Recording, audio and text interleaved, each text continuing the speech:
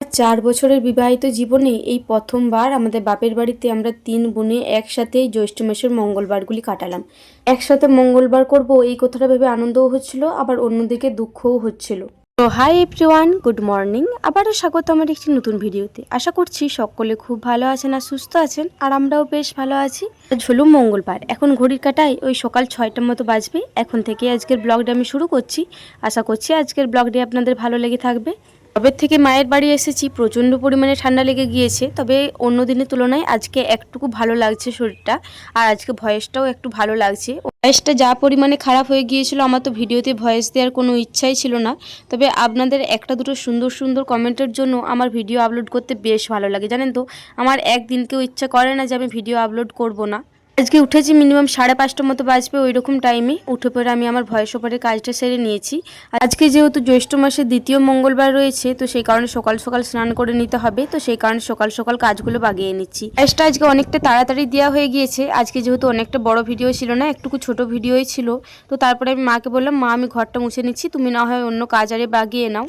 এর ওইদিকে মোটামুটি সব কিছু কাজই বাগানো হয়ে গিয়েছে, মা শুধুমাত্র ঘরটা মুছতেই যাচ্ছিল। আমি বললাম আমি না হয় ঘরটা মুছে নিচ্ছি। আমরা 3 বোনে জবের থেকে এসেছি, মা কিন্তু সকালে যে হাঁটতে যায় ওই হাঁটতে যেতে পারছে না, কারণ ছেলেগুলো উঠলে মাকে সবটা সামলাতে হচ্ছে। ছেলেদের খাবার করা, ছেলেগুলোকে খাওয়ানো, শুধুমাত্র সোনামাকে আমি খাইয়ে দিচ্ছি। তাছাড়া বড় বোনজিকে বলুন, সেজ বোনজিকে বলুন, মাই কিন্তু খাবার দিয়ে দিচ্ছে। তো সেই কারণে মা সকালে উঠে পড়ে এই বাসি কাজগুলো তাড়াতাড়ি বাগিয়ে নেওয়ার চেষ্টা করছে। তো সেই কারণে মা এই কিছুদিন হলো হাঁটতে যেতে পারছে না। আমি মাকে আজকে বললাম যে একটুকু যদিও বেলা হয়ে গিয়েছে, তুমি না হয় একটুকু মতো হেঁটে এসো, তাহলে শরীরটা বেশ হালকা লাগবে। দেখো আমি না হয় ততক্ষণকে ঘরটা মুছে দিচ্ছি। মা তো প্রথমে মোটেও রাজি হচ্ছিল না। মা বলছিল তোর যদি ঘুমাতে ইচ্ছা করছে তাহলে আরেকবার ঘুমিয়ে যা, কারণ রাত্রে তো সোনা মা ডিস্টার্ব করছে, মা তো দেখতেই পাচ্ছে। মা বললাম আমি ঘরটা মুছে নিচ্ছি, তারপরে না হয় একবার টাইম পেলে হাঁটতে যাব। আমি বললাম না না, রাত্রে সোনামা বেশ ভালো মতনই ঘুমিয়েছে, আর আমার শুলেও আর ঘুম আসবে না। তো তার চেয়ে বরঞ্চ আমি ঘরটা মুছে নিই, তুমি না হয় একবার মতো হেঁটে এসো। তো অনেকবার বলার পরে মা অবশেষে ওইদিকে হাঁটতে গিয়েছে।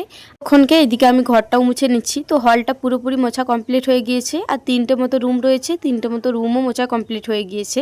এই মুহূর্তে 2টো মতো সিঁড়ি রয়েছে, এই সিঁড়িগুলো ভালো করে পরিষ্কার করে নিচ্ছি। এই স্ট্যান্ডে করে ঘর মুছতে কিন্তু আমার খুব একটা বেশ সুবিধা লাগে না, তবে মা আর যেহেতু স্ট্যান্ডে করেই ঘরটা পরিষ্কার করে, তো সেই কারণে আমি স্ট্যান্ডে করে ঘরটা পরিষ্কার করে নিলাম। স্ট্যান্ডে করে যদি একদম পুরো হল মোছা যায় তবেই কিন্তু সুবিধা হয়, তাছাড়া যদি দেয়ালারে মোছার জন্য হয় তবে কিন্তু স্ট্যান্ডটাই করে আমার সুবিধা লাগে না। যাই হোক, ওইদিকে ঘর মোছা একদম পুরোপুরি কমপ্লিট হয়ে গিয়েছে। এইদিকে এবারে ভালো করে স্ট্যান্ডটা পরিষ্কার করে রেখে দিই, কারণ এই স্ট্যান্ডটাতে প্রচুর পরিমাণে ধুলো জমে রয়েছে। যেহেতু অনেকটা হল 3টে মতো রুম পরিষ্কার করলাম, তো সেই কারণে 3 থেকে 4বার মতো স্ট্যান্ডটা ভালো করে পরিষ্কার করে নেব, তারপরে স্ট্যান্ডটা জায়গা মতো রেখে দেবো। যাই হোক, চলুন স্ট্যান্ডটা পরিষ্কার করতে করতে দুটো দিদিভাইয়ের নাম নিয়ে থাকি। ফেসবুকে দুটো দিদিভাই আমাকে কমেন্ট করেছিলেন তোমার ভিডিওতে আমাদের নাম নেবে দিদিভাই। একটা দিদিভাই কমেন্ট করেছিলেন আমি বাংলাদেশ থেকে সব সময় তোমার ভিডিও দেখি দিদিভাই, তুমি এই পরিবেশে থেকেও সব কিছু কিভাবে সুন্দর করে গুছিয়ে রাখো। আমার নামটা বলিও, আমি থাকি বাংলাদেশের চট্টগ্রাম জেলার জোড়ালগঞ্জ গ্রামে। ঠিক আছে দিদিভাই, আমি তোমার নামটা দিলাম, আশা করছি তুমি খুশি হবে। একটা দিদিভাই প্রতিদিনই বেশিরভাগ কমেন্ট করে থাকেন, তবে আমার রিপ্লাই দেওয়া হয় না, বিশাখা সরকার। সেই পুরো দিনের মতো লাগে তোমার ভিডিও দেখলে, অনেক অনেক শুভকামনা রইল, আমার নামটা নিও দিদিভাই। ঠিক আছে দিদিভাই, তোমার নামটাও নিলাম, আশা করছি তুমিও খুশি হবে। যাই হোক চলুন, ওইদিকে স্ট্যান্ডটা জায়গা মতো রেখে দিয়েছি, সার্পের গুঁড়ি বাড়ন্ত রয়েছে, একটুকু জায়গা মতো ঢেলে নিই। বাড়িতে যেদিন থেকে এসেছি সেদিন থেকে তো আমার ভোরবেলায় ভয়েস ওভারের কাজটা দেওয়াই উঠে পড়েছে, কারণ ওই সোনামা যখন 10টার টাইমে ঘুমিয়ে পড়ছে তখন ভয়েস ওভারের কাজটা দিতে যাচ্ছি। তবে ওই 10টার টাইমে ভয়েস ওভার দিতে গেলে না, এই চারিদিকে অনেক নানা রকম শব্দ আসছে বা এই ছেলেগুলো চেঁচামেচি করছে। তবে ভোরবেলায় ভয়েসটা দিয়ে থাকলে সোনামাও ডিস্টার্ব করে না, বাচ্চাগুলিও ডিস্টার্ব করে না, আর এক্সট্রা কোনো সাউন্ডও পাওয়া যায় না। তো সেই কারণে আমি সবসময় ভোরবেলাতে যাওয়ার চেষ্টা করি। তো ওই যে মায়ের বাড়ি এলে প্রত্যেকটা মেয়েই ল্যাদখোর হয়ে যায়, সেই রকম আমিও হয়ে গিয়েছি। ভোরবেলাতে একটু বেশি পরিমাণে ঘুমটা লেগে যাচ্ছে, তো উঠতে অনেকটাই দেরি হয়ে যাচ্ছে। সার্পের কেটুরিতে সার্পের গুঁড়ি ছিল না, ঠাকুমা কালকে একটা নতুন প্যাকেট এনেছে, তো ওই প্যাকেটটা কেটে পরে অর্ধেকগুলো মতো ওই কৌটোটিতে রাখলাম, আর অর্ধেকগুলো বাড়িতে রেখে দিয়ে এলাম। এই বাচ্চাগুলো না এখন প্রচণ্ড পরিমাণে নষ্ট করে দিচ্ছে সার্পের গুঁড়ি আরে, তো সেই কারণে খুব একটা বেশি পরিমাণে ঢাললাম না। যাই হোক, এইদিকে আমার কাচাকুচি করা হয়ে গিয়েছে, আর ওইদিকে মা তো এসছে বেশ কিছুক্ষণ আগে, তো কটা মাত্র বাসনপত্র ছিল ওই সব কটা ধুয়ে নিল। মা এখনো পর্যন্ত ব্রাশ করেনি, তো সেই কারণে ওইদিকে ব্রাশটা করে নিচ্ছে। এরপরে একে একে বাড়তি যা কাজগুলো রয়েছে ওগুলো সব কিছু সারবে। আর এদিকে কাচাকুচির মধ্যে খুব একটা বেশি কিছু থাকেনি, কালকে আমার বাসি যে কাপড়গুলো পরেছিলাম ওই কাপড়গুলি ছিল, আর সোনামায় 2-3টে মতো জামা ছিল, আর কালকে একটা মতো টয়লেট করেছিল, ওই টয়লেটের কাঁথাটা ছিল। সকালে সবার প্রথম উঠে পড়ে আমি তো ব্রাশটা করে নিয়েছি, তবে মুখে ফেস ওয়াশ নিইনি।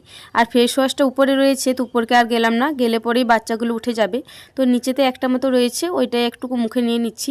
এই সকালে মুখটাকে যদি একটু ফ্রেশ না করি তাহলে তেলে ভাব লাগে, মনে হয় মুখের থেকে কতই না তেল বেরোচ্ছে। এই কারণে সকালে আমি যতই ব্যস্ততার মধ্যে থাকি না কেন মুখটা পরিষ্কার করে নিই।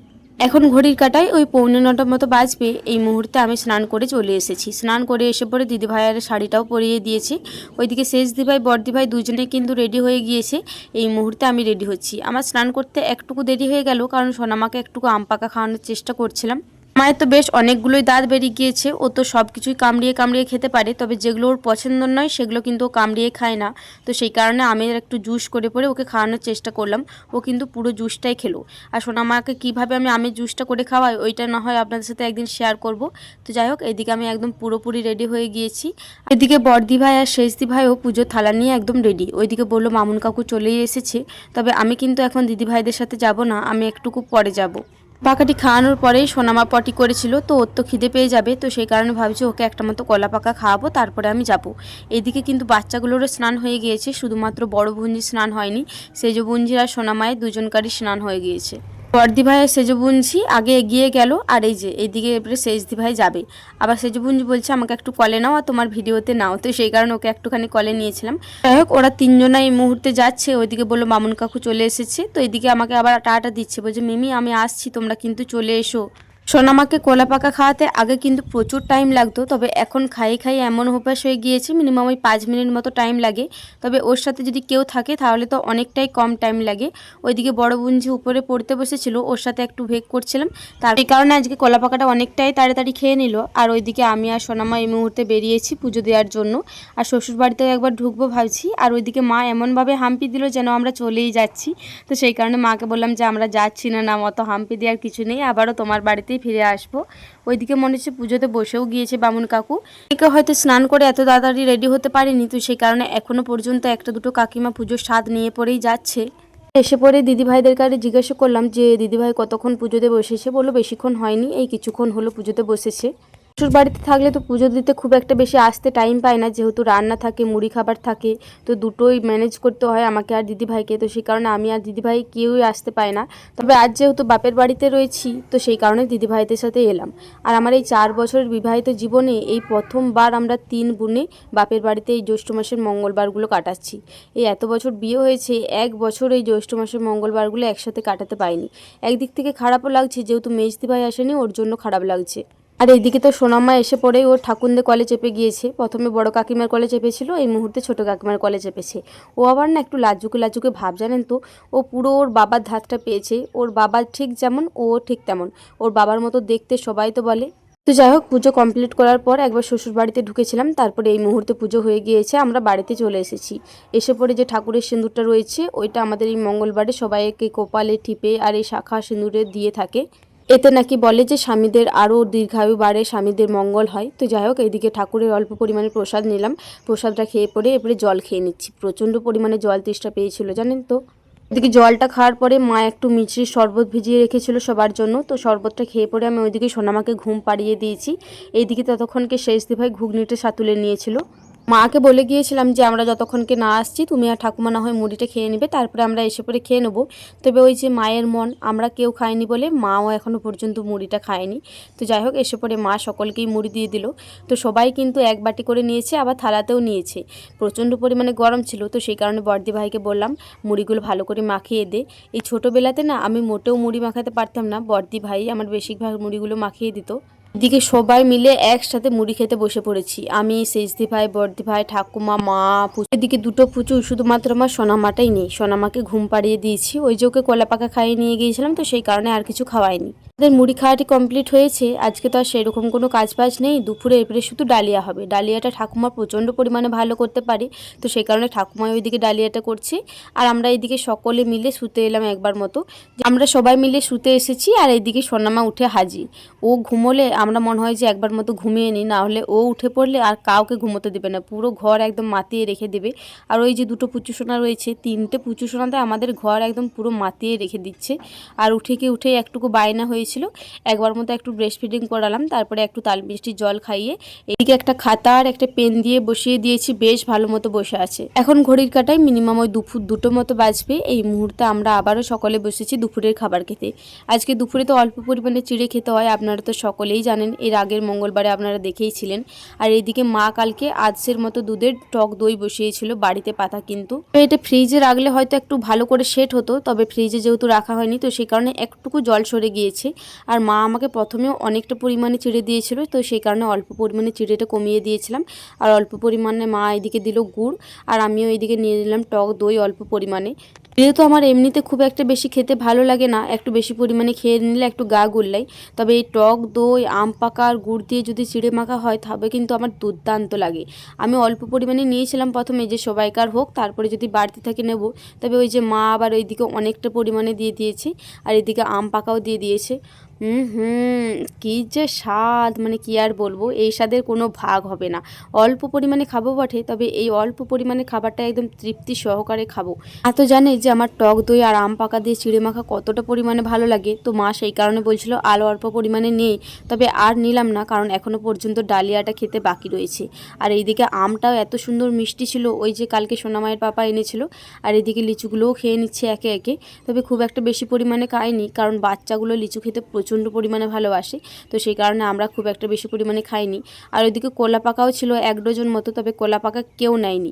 ওই যে টক দইটি ছিল, ওই টক দইটা দিয়েই সবাই তৃপ্তি সহকারে খেয়ে নিয়েছে। আর এদিকে মা দিয়ে দিয়েছে ডালিয়া, আর ঠাকুমার হাতে ডালিয়া তো কোনো একদম কথা নেই, একদম দুর্দান্ত হয়েছিল। আর আজকে ডালিয়াটার মধ্যে বেশ অনেক রকমের সবজিও পড়েছিল আর ডালও পড়েছিল, সেই কারণে খেতে আরও ভালো লাগছিল। আজকে সারাদিন সেরকম কোনো কাজকর্ম করিনি, তো সেই কারণে কাজকর্মের ভিডিও সেই রকম শ্যুট করা হয়নি। আজকে সারাদিন শুধু ওই খাওয়ার ভিডিও শ্যুট করেছি। তো যাই হোক, এখন মিনিমাম ওই সন্ধ্যে 7টার মতো বাজছে। এই মুহূর্তে ভাবছি ওই ঘুগনিটাকে একটু চাটের মতন করে পরে খাবো, যেহেতু ঠান্ডাও লেগেছে, মুখটাও একটু কেমন সেদ্ধ সেদ্ধ হয়ে গিয়েছে। আজকে তো পেঁয়াজ খেতে পাবো না, তবে এই ঘুগনিটাকেই ভাবছি একটু নুন ঝাল করে পরে খাবো। অল্প পরিমাণে শসা কুচি দেবো, আর অল্প পরিমাণে লঙ্কা কুচি দেবো, আর অল্প পরিমাণে বিট নুন দিয়ে খাবো। তো সেই কারণে সবার প্রথম অর্ধেকটা মতো শসা কুচিয়ে নিচ্ছি, তারপরে একটু বেশি পরিমাণে ঘুগনিটা নিয়ে নেবো। এখনও পর্যন্ত অনেকটাই ঘুগনি রয়েছে। আর রাত্রে কিন্তু আমরা ঘুগনি দিয়ে মুড়ি খাবো না, রাত্রে আলু সেদ্ধ করা হয়েছে, ওই আলু সেদ্ধ দিয়ে মুড়ি খাবো। তো সেই কারণে সন্ধেবেলাতে সকলেই এই চাট করে পরে ঘুগনিটা শেষ করে দিচ্ছে। আর একটু বেশি পরিমাণেই নিয়েছি ঘুগনিটা। এই ঘুগনিটা কিন্তু পুরোটা আমি খাবো না, আমি আর বড় বুঞ্জি দুজন মিলে খাবো। তারপরে তো এক্সট্রা রয়েছে ইসে 1 চামচ 2 চামচ করে, তো বড় বুঞ্জি খাবে এই ঘুগনিটিতে, সেই কারণে খুব একটা বেশি পরিমাণে লঙ্কার কুচি দিইনি। এখন ঘড়ির কাঁটায় ওই রাত্রি 9টা মতো বাজবে। এই মুহূর্তে আমরা রাত্রের মুড়ি খেতে বসেছি। আমাদের মঙ্গলবারের নিয়ম রয়েছে যে 2বার মতো শুকনো খেতে পাবো আর 1বার মতো ভিজে। ওই যে দুপুরে চিড়ে ভিজে খেয়ে নিয়েছি, আর কিন্তু কোনো রকম ভিজে খেতে পাবো না। তো সেই কারণে মা রাত্রেবেলায় একদম গরম গরম আলু ভাতে জিরে লঙ্কা দিয়ে সেনেছে, আর তার সাথে আমি অল্প পরিমাণে দুধের সর নিচ্ছি।